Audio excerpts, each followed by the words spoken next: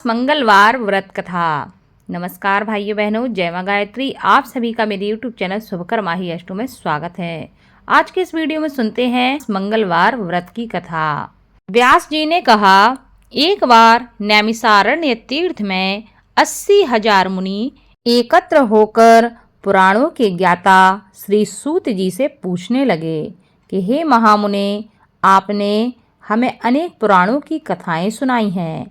अब कृपया करके हमें ऐसा व्रत और कथा बताएं जिसके करने से संतान की प्राप्ति हो तथा मनुष्यों के रोग, शोक, अग्नि, सर्व दुख आदि भय दूर हो जाएं, क्योंकि कलयुग में सभी जीवों की आयु बहुत कम है। फिर इस पर उन्हें रोग चिंता के कष्ट लगे रहेंगे तो फिर वह श्री हरि के चरणों में अपना ध्यान कैसे लगा पाएंगे। श्री सूत जी कहने लगे कि हे मुनियों, आपने लोक कल्याण के लिए बहुत ही उत्तम बात पूछी है। एक बार युधिष्ठिर ने भगवान श्री कृष्ण से लोक कल्याण के लिए यही प्रश्न किया था।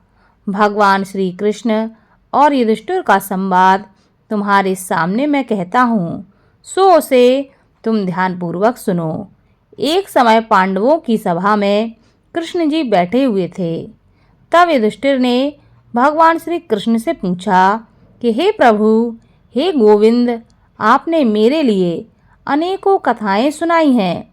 आज आप कृपा करके ऐसा व्रत या कथा बताएं जिसके करने से मनुष्य के रोग और चिंता, भय जैसी समस्याएं समाप्त हो जाएं, और जिनको संतान नहीं है उनको संतान सुख की प्राप्ति हो।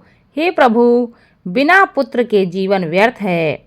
पुत्र के बिना मनुष्य नरकगामी होता है। पुत्र के बिना मनुष्य पितृ से छुटकारा नहीं पा सकता और ना ही उसका पुनंग नामक नरक से उद्धार हो सकता है। अतः पुत्रदायक व्रत बताएं। तब भगवान श्री कृष्ण कहने लगे कि हे राजन, मैं एक प्राचीन इतिहास तुम्हें सुनाता हूँ, आप उसे ध्यानपूर्वक सुनो। कुंडलपुर नामक एक नगर था। उसमें नंदा नामक एक ब्राह्मण रहता था। भगवान की कृपा से उसके पास सब कुछ था, फिर भी वह बहुत दुखी रहता था। इसका कारण यह था कि ब्राह्मण की स्त्री सुनंदा के कोई भी संतान नहीं थी। सुनंदा पतिव्रता थी, भक्ति पूर्वक भगवान श्री हनुमान जी की आराधना करती थी। मंगलवार के दिन व्रत करके अंत में भोजन बनाकर हनुमान जी को भोग लगाने के बाद स्वयं भोजन करती थी। एक बार मंगलवार के दिन ब्राह्मणी घर के कार्य की अधिकता के कारण हनुमान जी को भोग लगाना भूल गई, तो इस पर उसे बहुत दुख हुआ। उसने कुछ भी नहीं खाया और अपने मन में प्रण कर लिया कि अब तो अगले मंगलवार को ही हनुमान जी को भोग लगाकर अन्न जल को ग्रहण करूंगी। ब्राह्मणी सुनंदा प्रतिदिन भोजन बनाती, श्रद्धा पूर्वक पति को खिलाती, परंतु स्वयं भोजन नहीं करती और मन ही मन हनुमान जी की आराधना करती रही। इसी प्रकार 6 दिन बीत गए और ब्राह्मणी सुनंदा अपने निश्चय के अनुसार भूखी प्यासी निराहार रही। अगले मंगलवार को ब्राह्मणी सुनंदा प्रातः काल ही बेहोश होकर गिर पड़ी। ब्राह्मणी सुनंदा की इस असीम भक्ति भाव से हनुमान जी बहुत प्रसन्न हुए और प्रकट होकर कहने लगे, सुनंदा, मैं तेरी भक्ति से बहुत प्रसन्न हूँ, तू उठकर वरदान मांग ले। सुनंदा अपने आराध्य देव को देखकर आनंदता की अधिकता से बेहल हो उठी। हनुमान जी के चरणों में गिरकर कहने लगी कि हे प्रभु, मेरी कोई संतान नहीं है, कृपया करके मुझे संतान प्राप्ति का आशीर्वाद दें, आपकी अति कृपा होगी। हनुमान जी कहने लगे, तेरी इच्छा अवश्य पूर्ण होगी। तेरे एक कन्या पैदा होगी, उसके अष्टांग प्रतिदिन सोना दिया करेंगे। इस प्रकार कहकर श्री महावीर जी अंतर्ध्यान हो गए। ब्राह्मणी सुनंदा बहुत ही हर्षित हुई और सभी समाचार अपने पति को बताया। ब्राह्मण देव कन्या का वरदान सुनकर मन ही मन बड़े दुखी हुए, परंतु सोना मिलने की बात सुनकर तो बहुत ही प्रसन्न हुए। विचार किया कि ऐसी कन्या के साथ मेरी निर्धनता भी समाप्त हो जाएगी। हनुमान जी की कृपा से वह ब्राह्मणी गर्भवती हो गई और 10वें महीने में उसे बहुत ही सुंदर पुत्री की प्राप्ति हुई। यह बच्ची अपने पिता के घर में ठीक उसी तरह बढ़ने लगी जिस प्रकार शुक्ल पक्ष का चंद्रमा बढ़ता है। 10वें दिन ब्राह्मण ने उस बालिका का नामकरण संस्कार कराया। उसके कुल पुरोहित ने उस बालिका का नाम रत्नावली रखा, क्योंकि यह कन्या सोना प्रदान किया करती थी। इस कन्या ने पूर्व जन्म में बड़े ही विधान से मंगल देव का व्रत किया था। रत्नावली का अष्टांग बहुत सा सोना देता था। उस सोने से नंदा ब्राह्मण बहुत ही धनवान हो गया। वह ब्राह्मणी भी बहुत अभिमान करने लगी।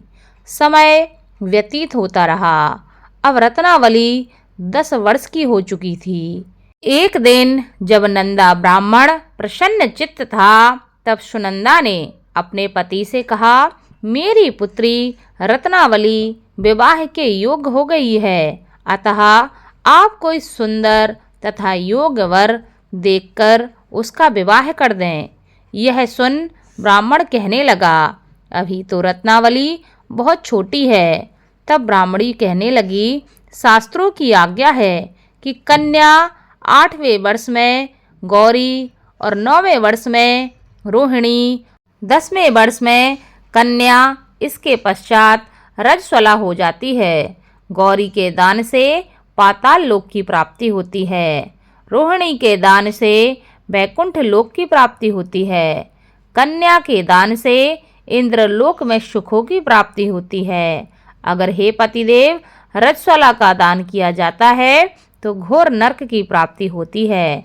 इस पर ब्राह्मण कहने लगा, अभी तो रत्नावली मात्र 10 वर्ष की ही है और मैंने तो 16-16 साल की कन्याओं के विवाह कराए हैं, अभी जल्दी ही क्या है। तब ब्राह्मणी सुनंदा कहती है, आपको तो लोभ अधिक हो गया है। लगता है शास्त्रों में कहा गया है कि माता पिता और बड़ा भाई रजस्वला कन्या को देखते हैं तो अवश्य ही नरकगामी होते हैं। तब ब्राह्मण कहने लगा, अच्छी बात है, कल मैं अवश्य ही योग्य वर की तलाश में अपना दूत भेजूंगा। दूसरे दिन ब्राह्मण ने अपने दूत को बुलाया और आज्ञा दी कि जैसे सुंदर मेरी कन्या है वैसा ही सुंदर वर उसके लिए तलाश करो।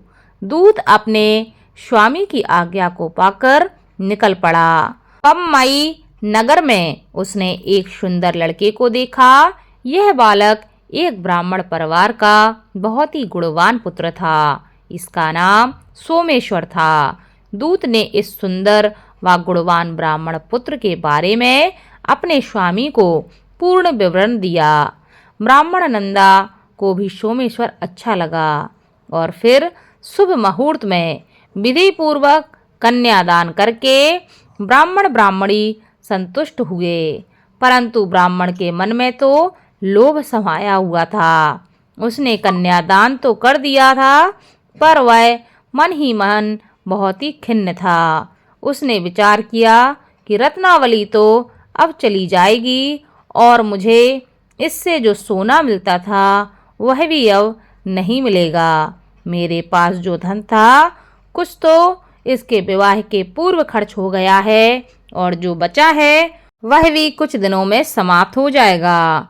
मैंने तो इसका विवाह करके बहुत बड़ी भूल कर दी है। अब कोई ऐसा उपाय हो कि रत्नावली मेरे घर में ही बनी रहे, अपनी ससुराल ना जावे। लोभ रूपी राक्षस ब्राह्मण के मस्तक पर छाता जा रहा था। रात भर अपनी शैया पर बेचैनी से करवटें बदलते बदलते उसने एक बहुत क्रूर निर्णय लिया।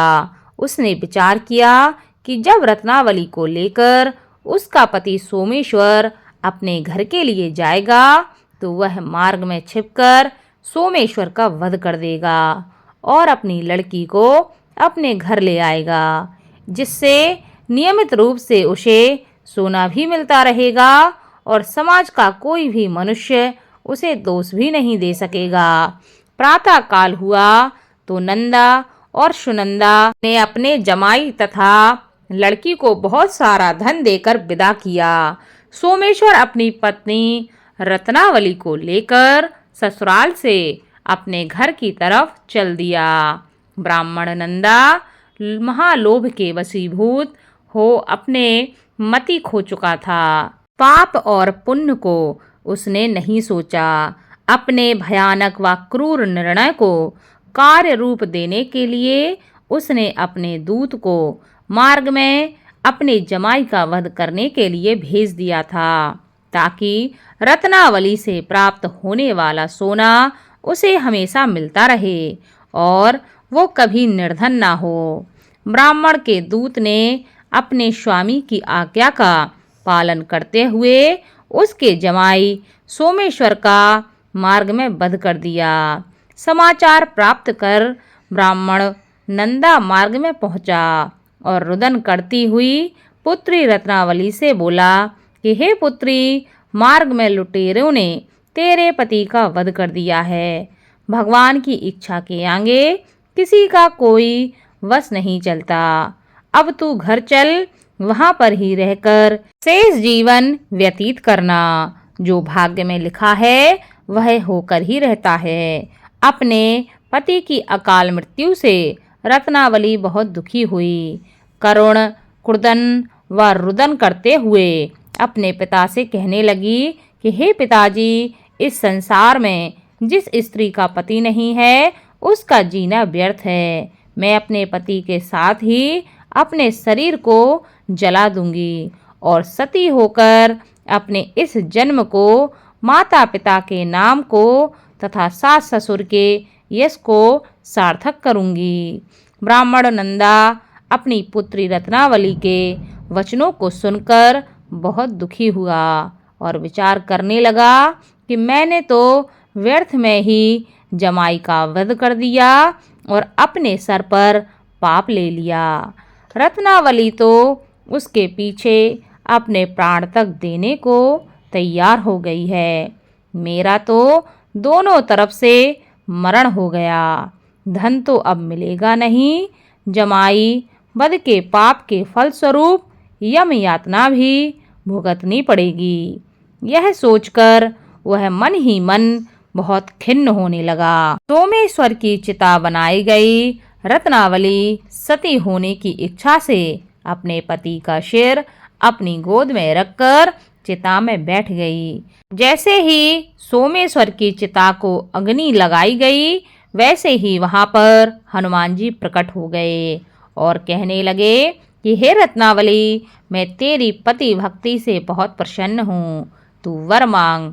रत्नावली ने अपने पति का जीवन दान मांगा। तब हनुमान जी कहने लगे कि हे रत्नावली, तेरा पति अजर है, अमर है, यह महाविद्वान भी होगा और इसके अतिरिक्त तेरी जो भी इच्छा हो वह भी वरदान मांग लो। तब रत्नावली कहने लगी कि हे ग्रहों के स्वामी, यदि आप मुझ पर प्रसन्न हैं तो मुझे यह वरदान दीजिए कि जो भी मनुष्य मंगलवार के दिन प्रातःकाल लाल पुष्प लाल चंदन से पूजा करके आपका स्मरण करे, उसको रोग व्याधि कभी न हो, स्वजनों का कभी वियोग न हो, सर्प अग्नि तथा शत्रुओं का कभी भय न हो। जो स्त्री मंगलवार का व्रत करे वह कभी भी विधवा न हो। हनुमान जी तथास्तु कहकर अंतर ध्यान हो गए। सोमेश्वर मंगलदेव की और हनुमान जी की कृपा से जीवित हो उठा। रत्नावली अपने पति को पुनः प्राप्त करके बहुत प्रसन्न हो गई और मंगलदेव और हनुमान जी का व्रत मंगलवार के दिन करके व्रतराज और मंगल देव की कृपा से इस लोक में सुख ऐश्वर्य को भोगते हुए अंत में अपने पति के साथ स्वर्ग लोक को गई। बोलो मंगल देव की जय, बोलो हनुमान जी की जय।